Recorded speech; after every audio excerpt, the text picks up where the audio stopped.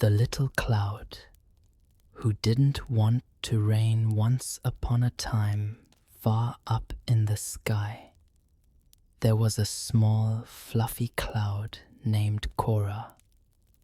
She was as soft as a bunny's tail and just as light as the first snowflake of winter. Cora loved floating above the world, watching the colors change as the day drifted by. When the sun rose, she felt warm and golden, and when it set, she'd turn a gentle pink or lavender, basking in the quiet glow of dusk. But there was one thing Cora didn't like. In fact, she dreaded it every time it came around. Raining. You see, every cloud in her family was supposed to bring rain to the earth. It was their job, their purpose. When they got full of water, it was time to let it fall. Her older sister Celeste would laugh as she poured gentle drops onto a meadow, watching as flowers perked up in gratitude.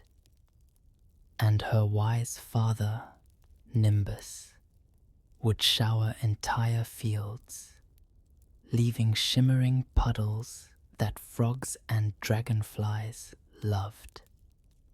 But Cora didn't want to rain. She hated the idea of pouring out all her droplets, dripping down until she was just a thin wisp in the sky.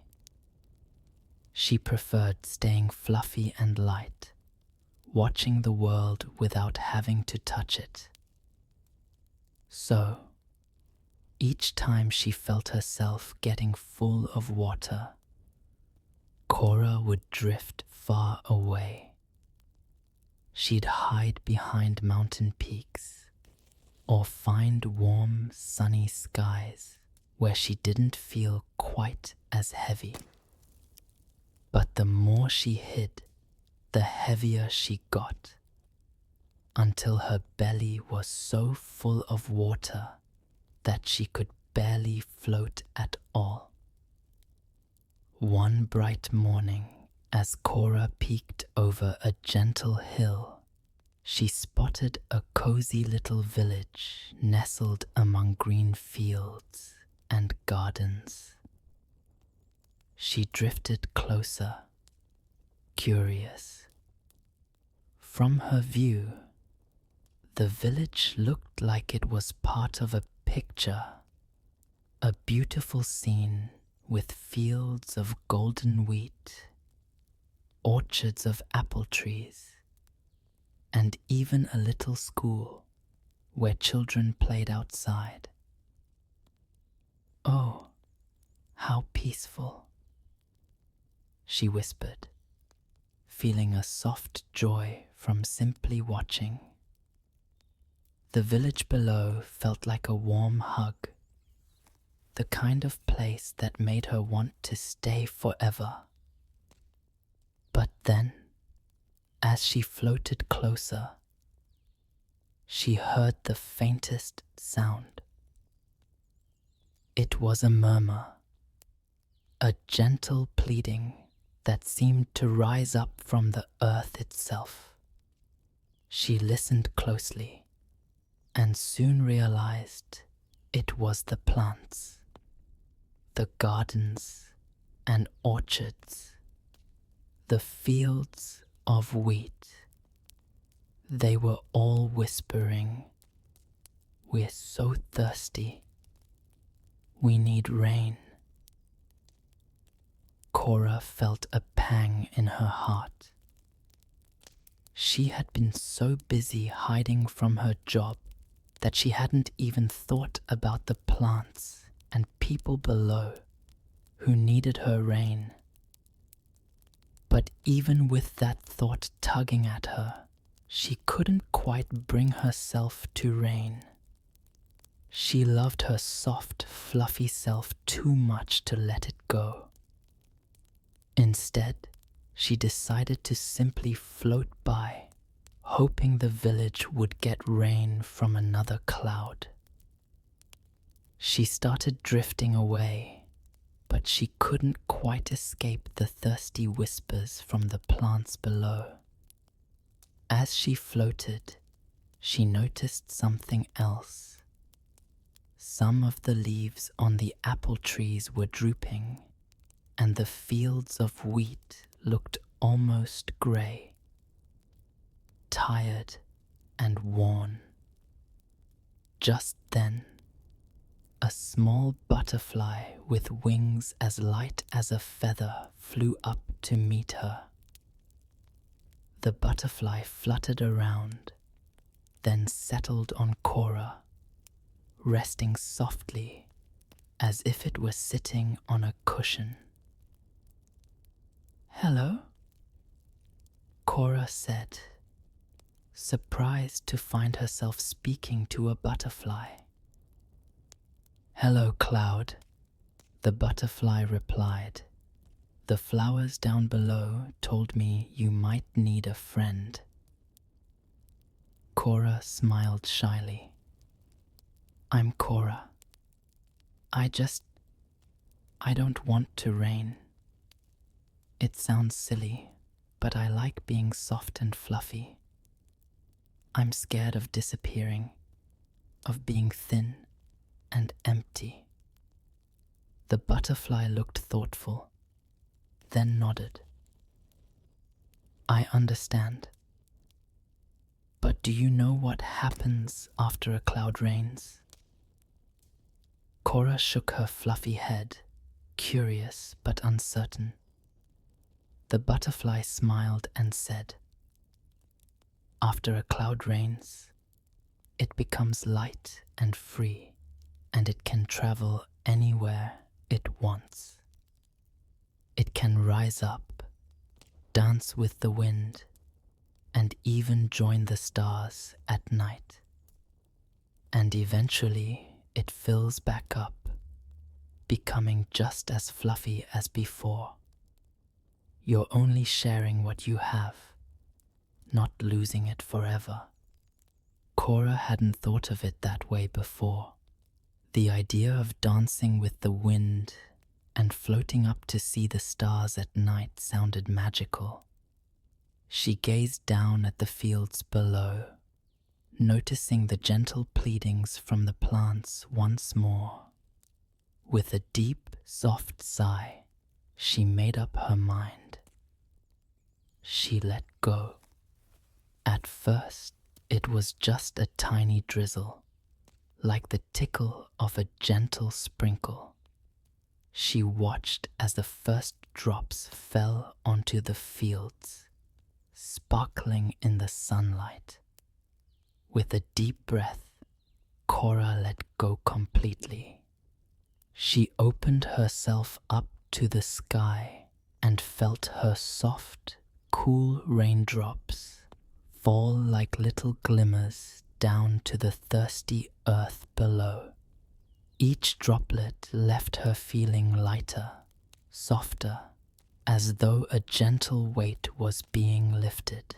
The rain pattered softly across the fields of wheat, soaking into the parched soil and bringing life back to the village.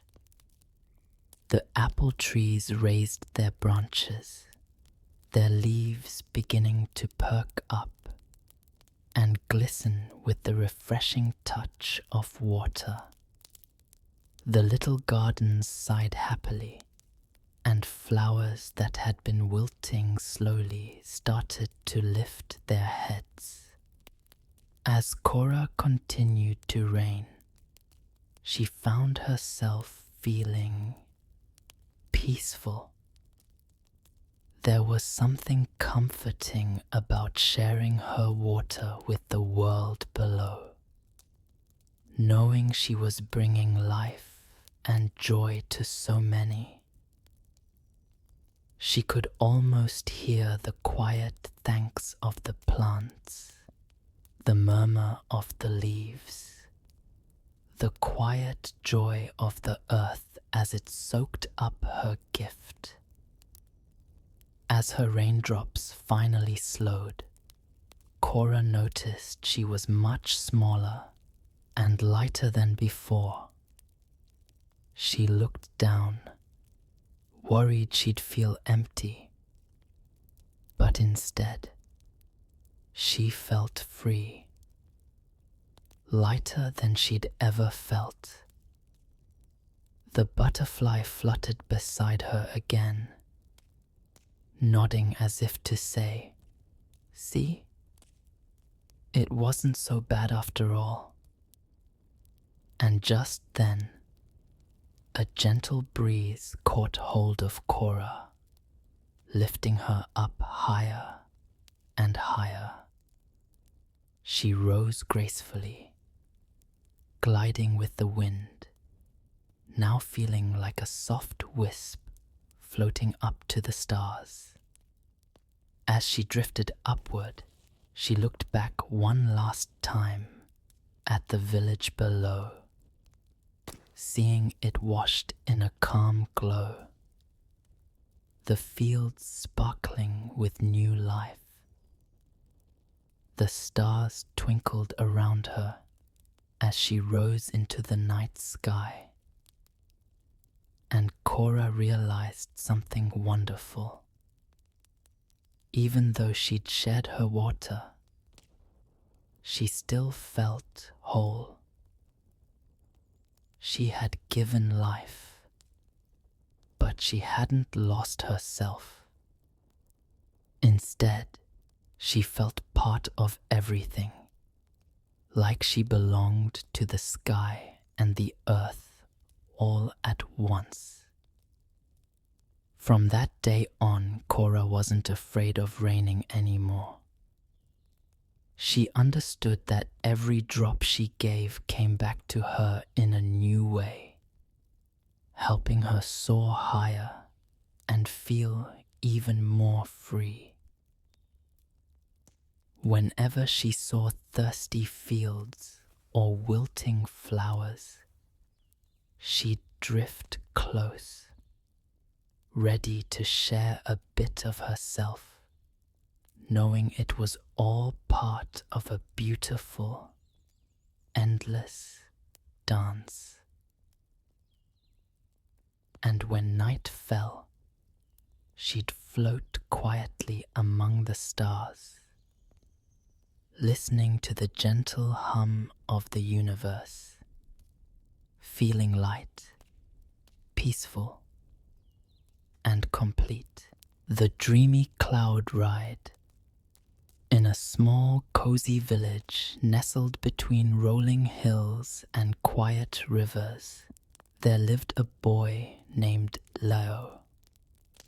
Leo was a curious child, always looking up at the sky, wondering about the clouds. He'd see shapes in them, a rabbit here, a castle there. His greatest dream was to ride among the clouds, just once, to know what it felt like to drift through the sky. One cool evening, as the sun dipped below the horizon and painted the sky in rosy hues, Leo climbed into bed and closed his eyes. His mother kissed his forehead, whispering, "Good night, my little adventurer. Dream big." With those words, Leo slipped into a deep, dreamy sleep. In his dream, he found himself standing on a hilltop under a twilight sky, a gentle mist rolling across the ground. As he looked around, Leo noticed a peculiar bicycle leaning against an old gnarled tree. It was no ordinary bicycle. This one shimmered, with silver wheels that sparkled like stardust, and a frame as light as the breeze. Leo felt a tingle of excitement and hopped onto the bike. The moment his hands touched the handlebars, he felt a soft lift, as though the bike was barely touching the ground. The wheels spun faster and faster, until, to his amazement, he was rising. Up and up, through the mist and into the open sky. The stars twinkled around him as he soared, a cool, gentle wind brushing his face. Below him, the village grew smaller, until it was just a patchwork of tiny rooftops and fields. He realized, with a thrill of excitement, that he was riding on air, gliding smoothly through the night sky. As Leo pedaled, he felt himself drifting higher until he reached a layer of soft, fluffy clouds. They were like cotton candy, pale and luminous in the moonlight. He stopped pedaling and let the bike coast, gliding over the cloud tops. It was like cycling across a giant, pillowy sea. The feeling was incredible, a mix of freedom and calm, as if he were floating in a gentle dream. Just then, he heard a soft laugh beside him. Turning his head, he saw a girl riding a bicycle just like his, with silver wheels and a shimmering frame. She wore a cozy lavender sweater, her hair flowing in the breeze. She smiled at Leo, her eyes sparkling. "Hi, I'm Maya," she said, her voice like a melody in the still night. "You must be new here, first time cloud riding?" Leo nodded, grinning. "I didn't even know this was possible. Are you a cloud rider too?" Maya giggled and pointed ahead, where a path of clouds stretched out like a winding trail. "Come on, I'll show you around." Together, they rode along the trail, the clouds shifting and swirling gently beneath their wheels. Leo's heart raced with excitement as they weaved through the night sky, leaving a soft trail of stardust in their wake. Soon, they came upon a cloud village. It was a magical sight. Tiny cloud houses with chimneys puffing out wisps of mist. Little cloud gardens filled with glowing flowers. And even a few cloud animals grazing on fluffy meadows. As they cycled through the village, a friendly cloud cat sauntered up to them, purring and rubbing its misty tail against Leo's leg.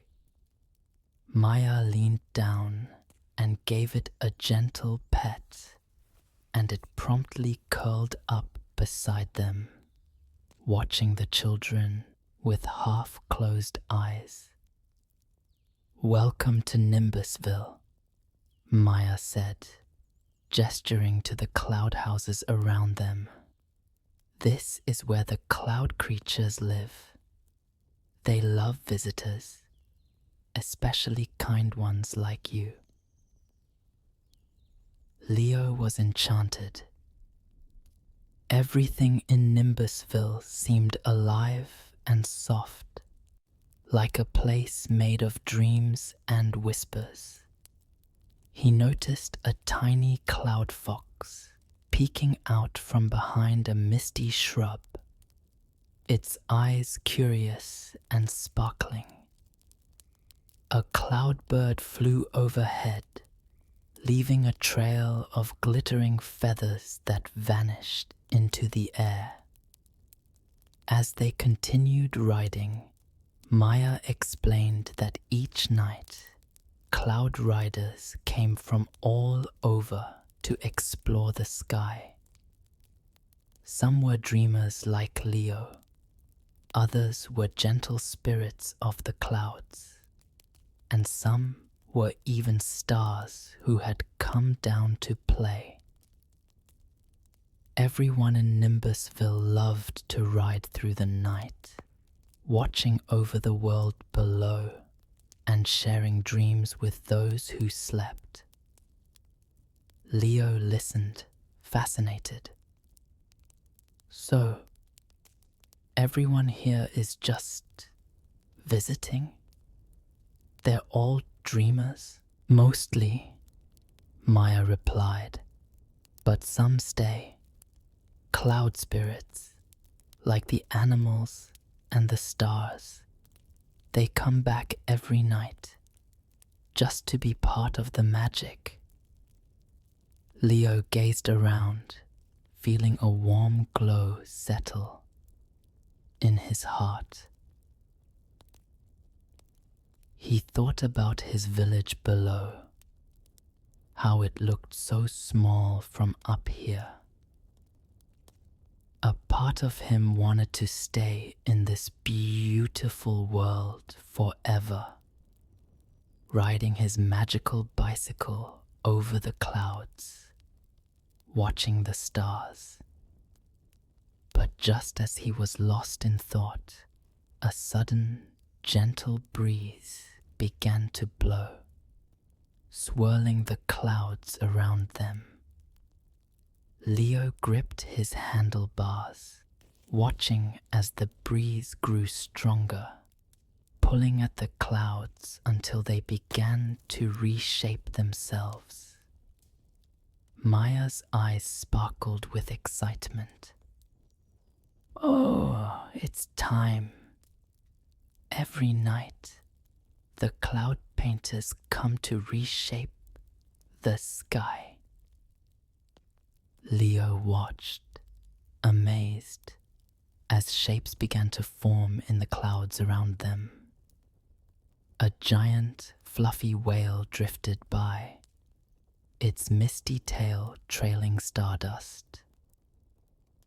A cloud dragon curled up in a cozy ball, snoring softly, sending gentle ripples through the clouds.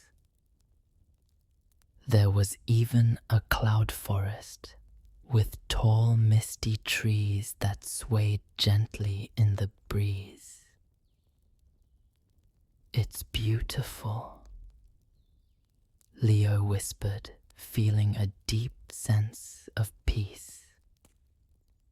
He was surrounded by magic, like he was part of a bedtime story come to life. Maya smiled at him. Would you like to meet the painters? They're the ones who make the shapes in the clouds every night. It's their way of sharing dreams with everyone below. Without waiting for an answer, she guided him through the swirling clouds until they came upon a group of cloud spirits. These spirits were soft, almost transparent, and they moved gracefully, like dancers in the mist. Each one held a brush made of stardust, which they used to shape and paint the clouds. One of the painters, a gentle spirit with a warm smile, noticed Leo and waved him over. "Hello there, young dreamer. Would you like to try?"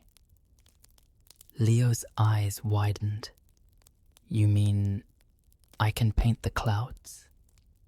The spirit nodded, offering him a small brush that sparkled with tiny stars.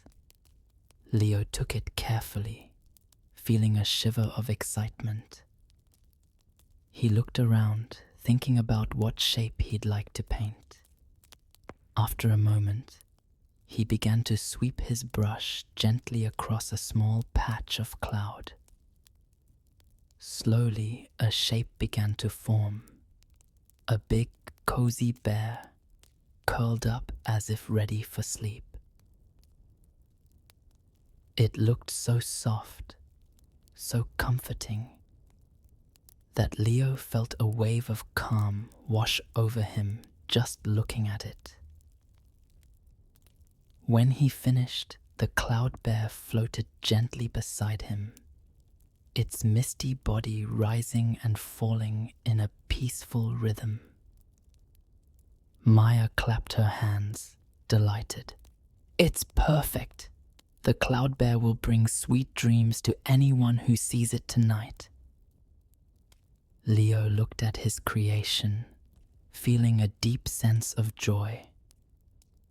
This wasn't just a dream.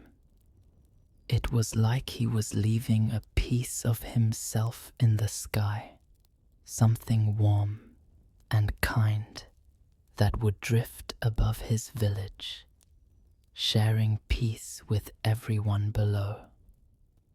Just as he was soaking in this magical moment, he felt a gentle nudge. It was Maya, smiling softly.